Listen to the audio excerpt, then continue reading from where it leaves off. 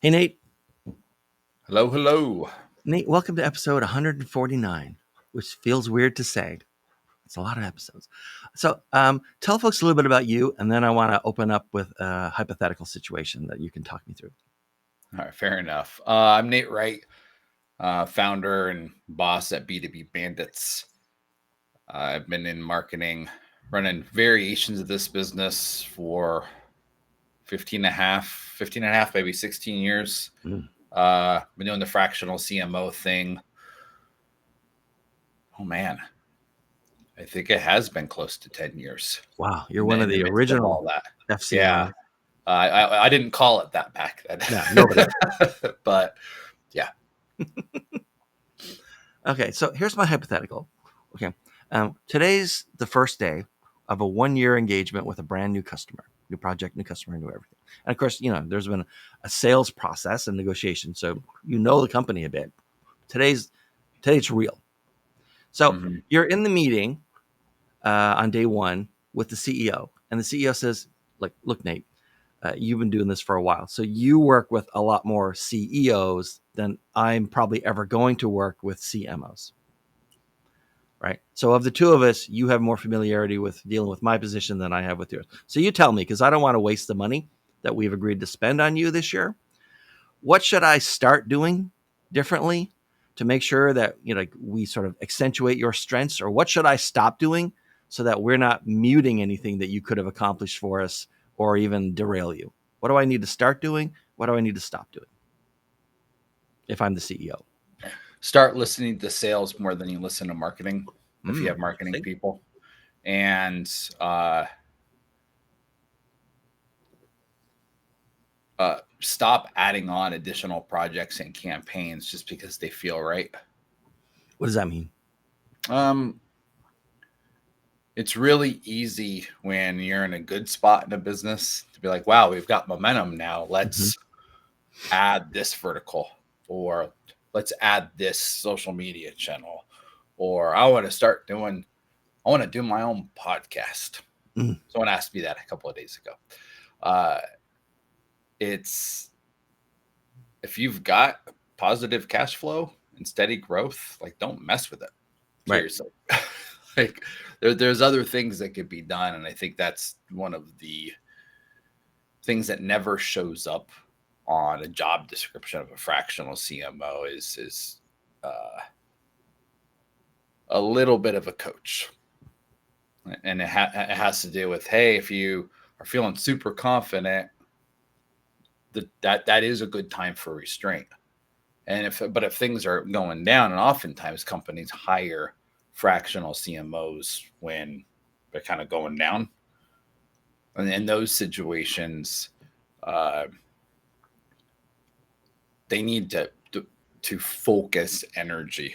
You need to focus energy Right. what you're truly best at, not what the market says you're best at, but what your bank account says you're best at, and hit it hard, even if it's boring, even if it's a little off brand. You need to keep yourself fed and undistracted. Yep. And I guess in a lot of cases, if things, if the revenue is sort of rolling in, almost all companies have some sort of, in software we'd call it technical debt, right? You took shortcuts at some point to get something out the door, but you knew Mm-hmm. it was kind of a temporary thing. You knew Yep. you really should have bought better equipment here, or even nicer furniture, or you've been making people use the same computers for too many years, right? And it's like it's a slow drain in many places. And maybe instead of just running more ads, you go back and take some of that revenue and like backfill so that you've got your stable, you're strong internally before you move on. I'm rambling. It's been that kind of day. No, And I'm no. I mean that the idea of budgeting. I'll be brutally honest. I am not a good budgeter right. of my own stuff. I'm good at saving things. I'm a bit Yeah. of a miser, you know. But with a lot of the companies that I work with, I might spend a lot of time in sales. Like, where's your money coming from? And a lot of time on the finance side. Like, I've actually all but one of my fractional CMO clients over the years uh, have known how to run lean. Right. And when I say that, I'm gonna pick some fights here. Zoom info. Come on, guys. Like you've got 800 target accounts in the entire North America. You don't need Zoom info. If you Yeah. don't have their numbers already and you've been in business for 10 years, like what is your sales team doing? Yeah. Like Especially in B2B. I'm going to introduce you to Google today. Yeah. I sent in my newsletter recently, I talked about some of the challenges. I'd written like a new booklet, and sort of the main differences between marketing and sales in B2B versus B2C. And I said, one of the things no one thinks about is that most B2B companies have a very small universe of potential customers. I worked for one company. Our worldwide, global, total addressable market was about 110 companies. That's it. There were only 110 companies that could possibly ever buy what we sold. And so on the one hand, it means that you can be very focused and you don't need to buy, the next silver bullet in marketing.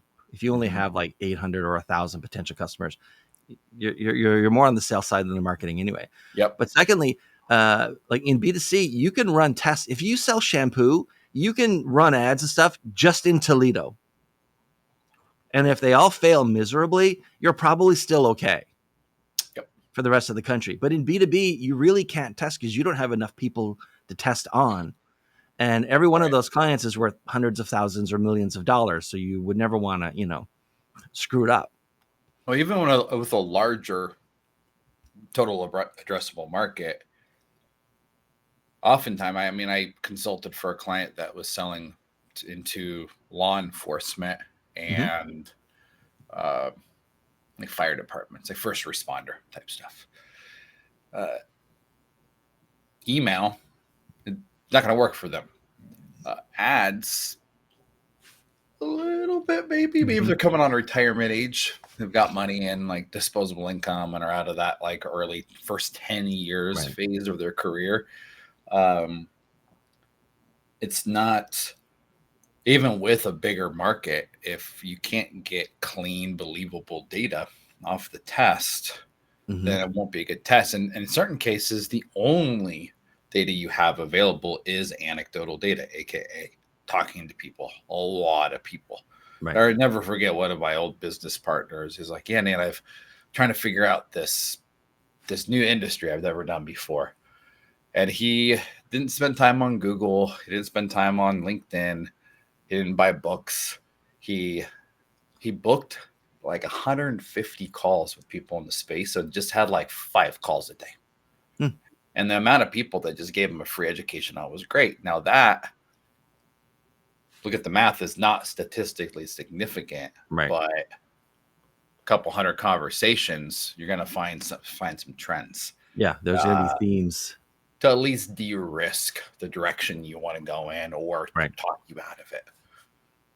Yeah. If you're really lucky, you might end up finding something that people want to buy instead of trying to convince people to buy something you want to sell. And it's a lot easier to do it the first way than the second way. Unfortunately, I think that a lot of folks, I like that model. Yeah. Right. It's like, I go, where's the demand? What else could our team do? What else could our platform do? Let's do that instead. Right. Especially when you see the you and I are both in marketing and there's many threats. I don't want to make this whole conversation about AI. AI is one of them, but the problem started before then, with the commoditization of skilled industries. Yeah. Commoditized. So there's white collar unions and they've been around for decades. White collar unions because it's commoditized. So I think that looking at, for clients as like a fractional CMO, looking at those nuances between like what you're good at, what you can do and what you should do, and then and obsessing on that delta, obsessing on the gap. And oftentimes I've had to fire myself from a project, not because they weren't great people or the money wasn't good, but because them investing in me to take them in X direction, Right. using marketing as the primary method to weaponize it, wasn't going to work because the appetite wasn't there. And as you mentioned earlier, one of my old quick story, one of my old mentors slash clients was Carla Harris. Carla Harris, during the Obama administration, she was on the like the women-owned business council, like the Small Business Sure. Council for Hmm. Obama. She was the vice chairman at J.P. Morgan as an African American woman, a black woman, Hmm. and that's like black woman that high up. She handled the IPO for Martha Stewart before the whole Martha Stewart empire took Right a on. hit. A UPS, Right. like, and that was, she rarely ever dispensed advice. I'd worked with her for like 10 years. She rarely ever dispensed advice, but once she said to me, it's less expensive to feed an appetite than it is to create an appetite. Hmm. And it took me years to actually understand what she was talking about. But we're Smart. seeing a lot of that now. Yeah. Okay, so I've got some fill in the blank questions for you. Mm-hmm. Your answer can be as long as it needs to be. I like these questions because my part's pretty small and your part's bigger, so you're going to carry some of the load. That's nice. So, question first one: many clients, Nate, just don't understand what. Irrationality in buyers. Yeah. Yeah, irrationality. Even the most sophisticated buyers, and this is, I mean, I spent maybe the last year and a half with a good chunk of my projects and 2 fractional CMO gigs that were in or around like real estate investing and Hmm. securities and that space. Even family offices with tons of money that have big teams doing due diligence and Right. analysts, they spend millions a year to make rational, safe, strong decisions. Those decisions are still fueled by emotion and justified with numbers still. Right.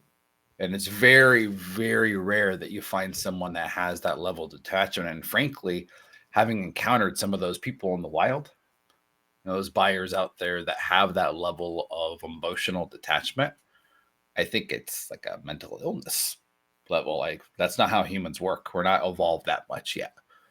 And understanding the warm and gooey piece of the sale, even when you have these beautiful charts that show this predictable revenue models and all that. Yeah, until people have a bad day. I'm not yelled at clients before and found out later that their like cat died. And I'm like, Yeah. emotional, and it's okay. And I think that instead of trying to power through emotional based buying, even in sophisticated verticals and B2B, to embrace it. It doesn't mean that you need to do some big, think different or, just do it like Right. some big giant branding campaign. Because none of my clients have that kind of money to be able to do that kind No. of like cultural shift with a marketing campaign.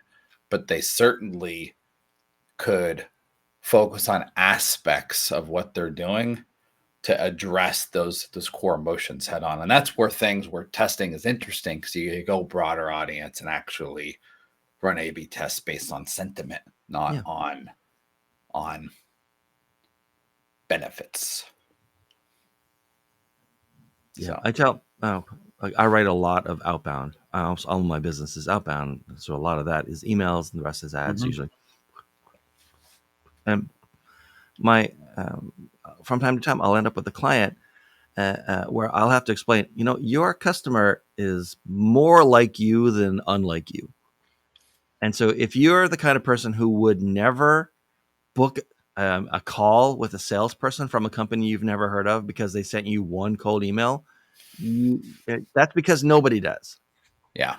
So it doesn't matter if you send 1,000 of these or 10,000 of these. It's not going to make that much difference because Yeah, you're no, not. that was gonna be my second answer was Yeah.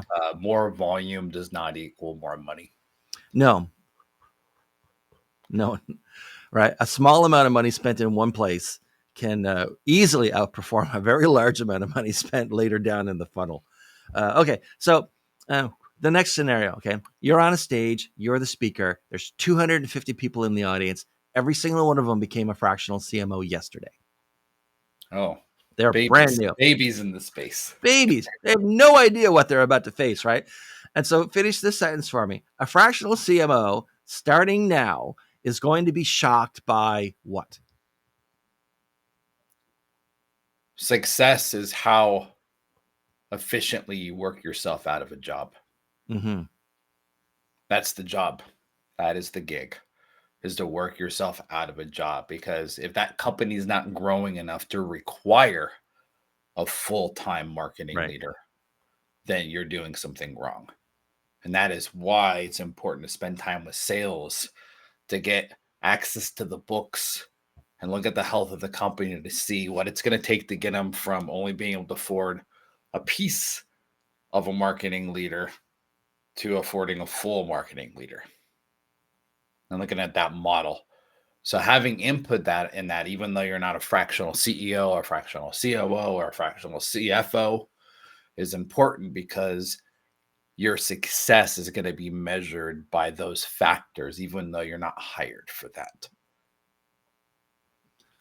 Okay, here's my next question. Great answer, by the way. Well, one more about fractional CMOs, then we're going to go back to clients. So, uh, a friend calls you, and it's January 2nd, okay, and said, "Hey, I just went out on my own. I'm going to be a fractional CMO. I've got some time, as in like I've got some runway. There's some savings there, Mhm. and I've got some money to do marketing / sales stuff. I don't have like infinite. I don't want to wake up 6 months from now and realize that what I've been spending 6 months on, money and time wise, was a waste, and I'm not much further ahead than I was in January than I am in July. So, what should I focus on as far as getting clients? It doesn't have to work tomorrow. It can take months. It can I think take a we little bit narrow of it down money. to vertical or Yeah. verticals, because the answer is very different depending upon, I mean, just within B2B. Yeah. There's, so I would say that for SaaS, if you're a fractional CMO in the Mhm. SaaS space, and that includes AI. Most AI Yeah. companies are SaaS companies. Okay, using some sort of monthly subscription model, and they're Mhm. using Andrew Chen's formulas to fight churn. Uh, that I would focus on volume, actually. Even though I know I said earlier that like more volume is not going to fix the problem, but when you're Right. starting out, you're going to need a lot of bites at the apple Yep. before it works. And being able to send more emails, to push out more ads, to Meet more attract more people. people. Like, a Mhm. lot of it has to do with how you beat the hook, like what kind of campaigns you're running, what kind of content you have. That on the SaaS side. I don't spend time in SaaS anymore, frankly, because I've been doing this for a long time. I'm not as good at SaaS as I am at other things. So my style and my approach will work for SaaS, but not all the time. Right. So a lot of that is, so for more traditional routes like industrial, construction, consulting, that's like a lot of my time is spent helping consulting firms. Mhm. If I wanted to target that space, this is going to sound crazy. I will put all of my money, time, and energy to, in the first month or two, figure out via paid video campaigns. I would say like thought leadership ads on LinkedIn is a fast way to iterate, and they're cheap now. Hmm. Cheap compared to like a year Right. ago. And figure out, narrow down like who is jiving on your style, because so much of this is personality driven. Again, Right. that irrational stuff. It's, they need to know, like, and trust you. Well, they just really need to like you. Mhm. then they'll give you a chance at maybe trusting you with a project. But at first, they gotta like you, especially when a fractional C-suite at all is going to have so much access. It's an intimate relationship. Right. So using this scenario, okay, say I want to be a fractional CMO in, we'll say mid-size manufacturing companies. All right, U.S. based, maybe Canada. All right, that's a big addressable market. I could run ads doing a set of videos and a set of content that is targeting bigger things like energy or automotive. I can run ads all of manufacturing and have 3 different kinds of content, very different, like very dissimilar tests, and see LinkedIn will tell me what industries are hopping on it. Right. And you might need to spend more money. And if you've got money, I would actually in the beginning spend on ads to compress the time it takes to figure out who's really caring. And they may look at that and say, wow, I'm so excited. I had 5,000 people view my video and from 400 different companies in this space, but they're all senior managers and directors, not CEOs. Mm-hmm. That's helpful to help narrow things down a bit. Yep. But in the process of doing that, the byproduct of that is popularity. It's social proof. It's number of followers. It's vanity metrics.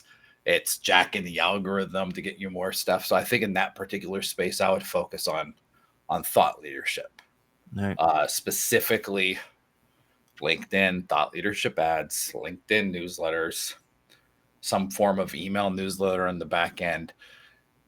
It's common right now. And it's not like, oh, wow, awesome new idea, Nate. It's not a new idea, but very few CMO types execute it in a consistent way where they're building it up. And ultimately, why would I believe if I've got 1,000 fractional CMOs in front of me, Right. why would I believe one that can't even get someone to watch their videos? Yeah.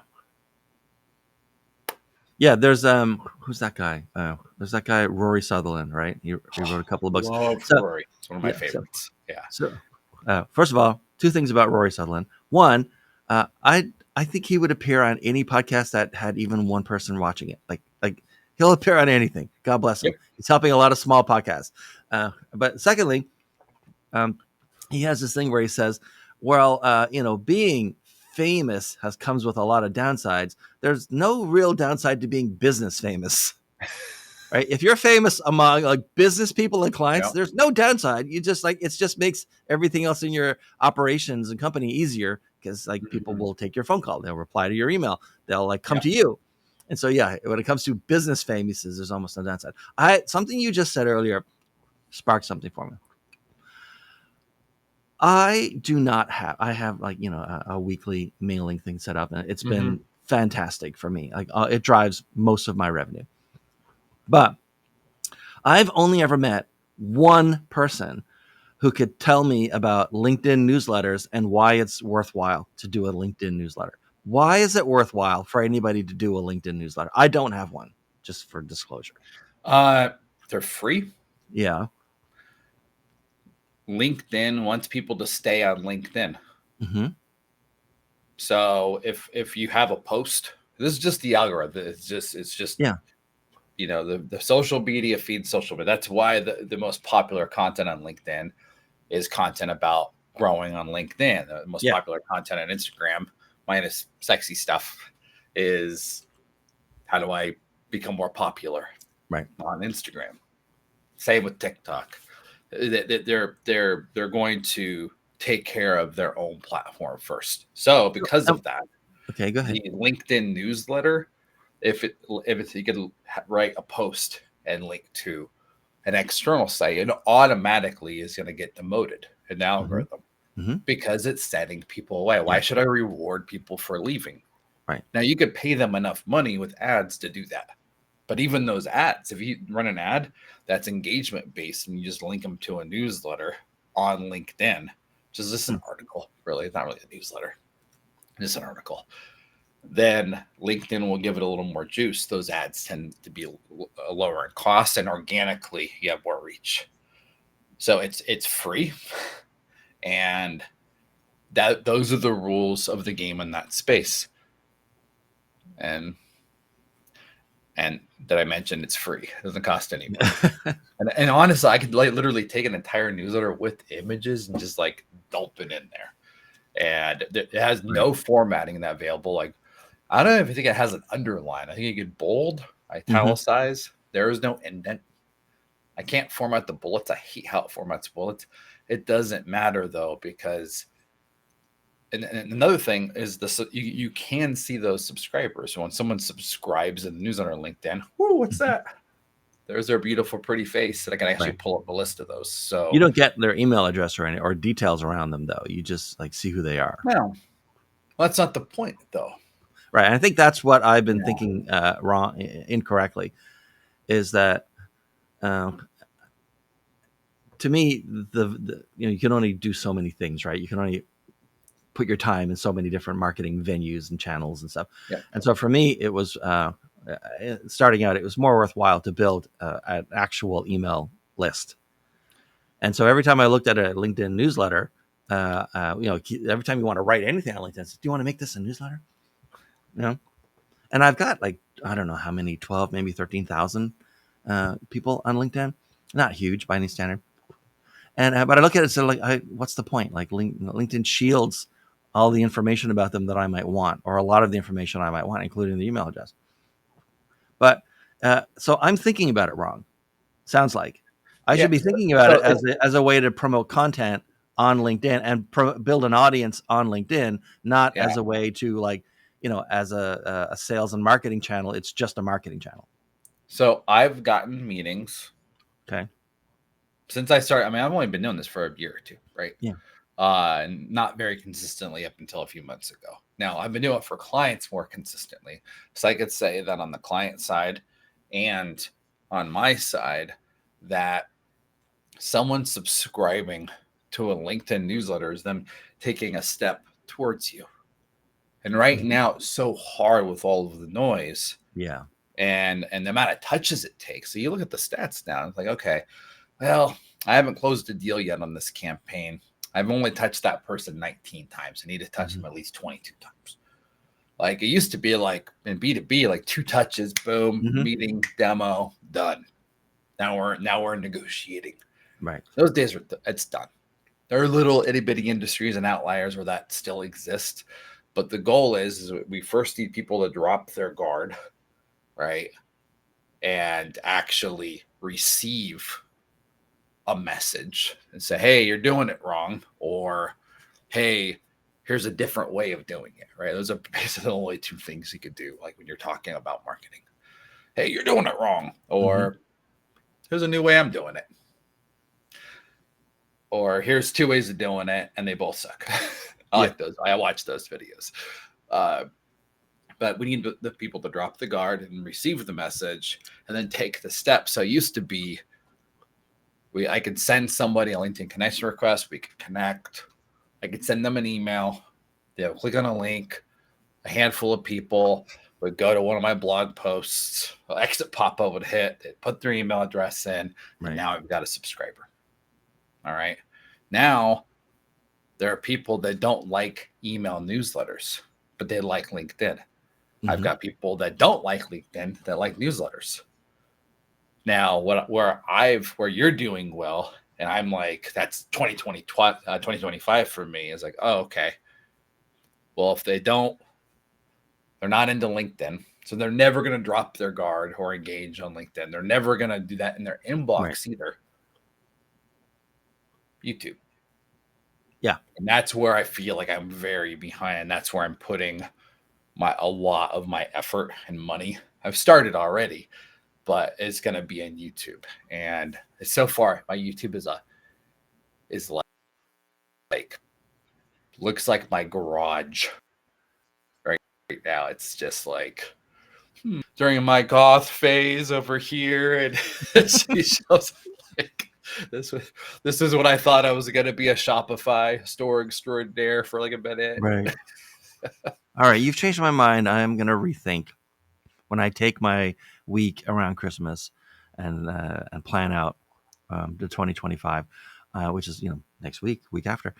Um, I'll I'm gonna bump up the priority of LinkedIn newsletters, and well, believe it or It, not, it's not it easy. doesn't Even cost if you go anything, and online, it's literally not easy to 5 minutes. find people who have success stories for LinkedIn newsletters. Yeah. I've tried to make the case. I tried to find the ROI. Like virtually, oh yeah, you should do it. Why? You have any results for it? Can you point to any success? You know? I can. And it Yeah. comes to that. Hey, I saw your newsletter on LinkedIn. I've been meaning to Right. reach back out to you. So Yeah. it's not, and that's the thing. Irrational people don't think in a straight line. They do Yeah. not think that way. They think about this. They think about that. They think about home stuff. They think about Hmm. feelings and all. They go all over the place in the span of like seconds. So the fact that they're like, oh wow, someone's gonna see this. If they like it, they're going to step closer. They're going to click. Yeah. Oh, hello, form. I think I'm going to fill you out. Yep. Oh, they booked a call. I'm definitely going to show up for that call. Oh, come on. Okay, I have one final question before we wind down.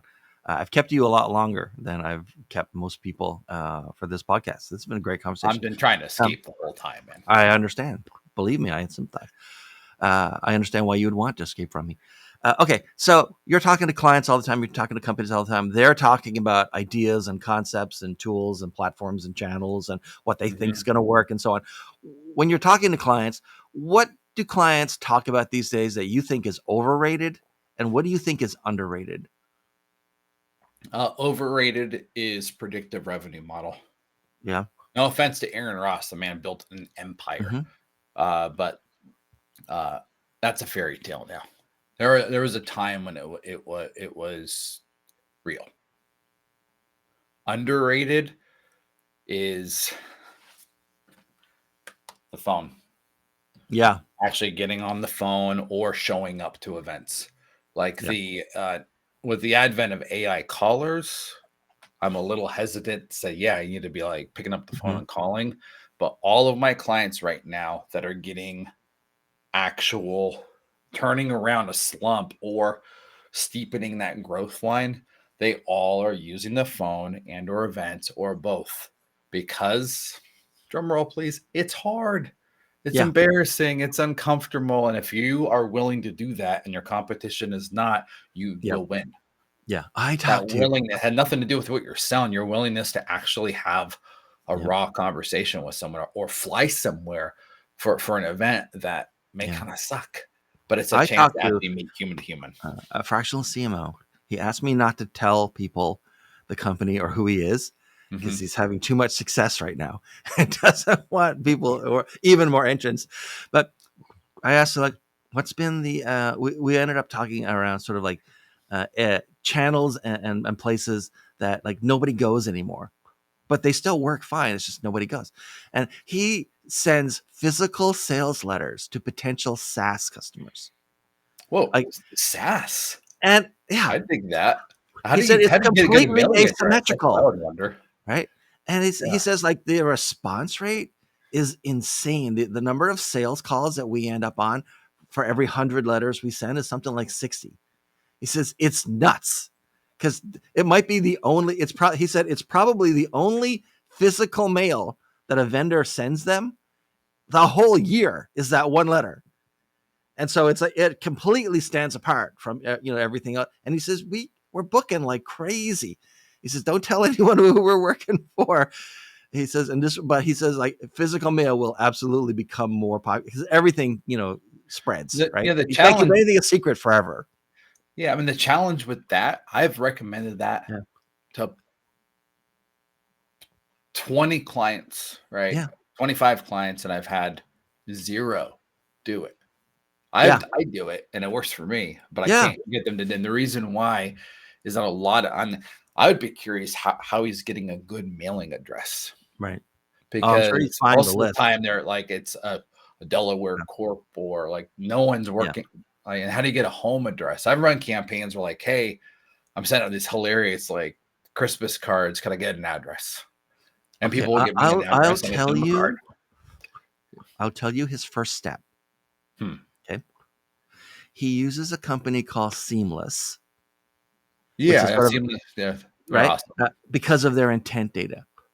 So he pays attention to the companies that those people belong to, and Mm-hmm. then they do a lookup to find like who's the CFO or who's the CIO or whatever and Yeah. then they send an email to that person, send a physical letter to that person. So he uses Seamless to figure out the intent data. So he's not giving like, here, give me every CTO of every probably wouldn't have a CTO, the CEO of every specialty paint manufacturer. He doesn't do that, right? They've got all their regular channels and they're Oh, so they're there's a SaaS little bit companies, so of they're on. intent, so it's Yeah, worth the money to get a good address. So yeah, getting a mailing address isn't yeah. free. There's been a little spark of Oh, interest there from somebody. So he says, okay, somebody has a problem that we solve or might be interested in it, right? hmm. And so and then they bubble it up to find that, do a lookup on that person and send them a physical letter.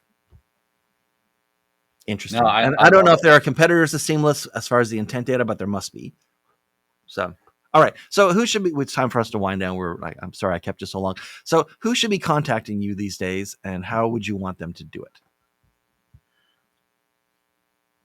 I mean, anyone that's running a B2B company, specifically in areas that have those sophisticated targets, Mm-hmm. the folks that are tough to sell to. I like the harder problems. And Mm-hmm. I would say LinkedIn or email Nate at b2bbandits.com. Right. So I'm pretty easy to find there, but I do check my email and I do like talking to people too. At the end of the day, the amount that I learned just from people asking questions and reaching out is a lot because it's useful to me because I was like, wow, I'm seeing a lot more people with X problem or male. I've met 3 people this week that are getting the results out of that, and it really Yeah. helps guide things. And ultimately, you know, our motto. What's the motto with you? Our motto here is relentlessly useful. Yep. That's good. And ultimately, I'm always trying really hard to be useful, especially in those hard spots that we Mm-hmm. talked about: low TAM markets, weird verticals, regulated spaces. So All right. Nate, man, thanks so much. This has been fantastic. This is going to produce a lot of great clips. I just know it. I hope so. All right, rock and Selfishly roll. for All right, you and take it me. easy, Dean. I appreciate you, man. All right. Thanks, man. All Talk right, to you soon. cheers. Bye.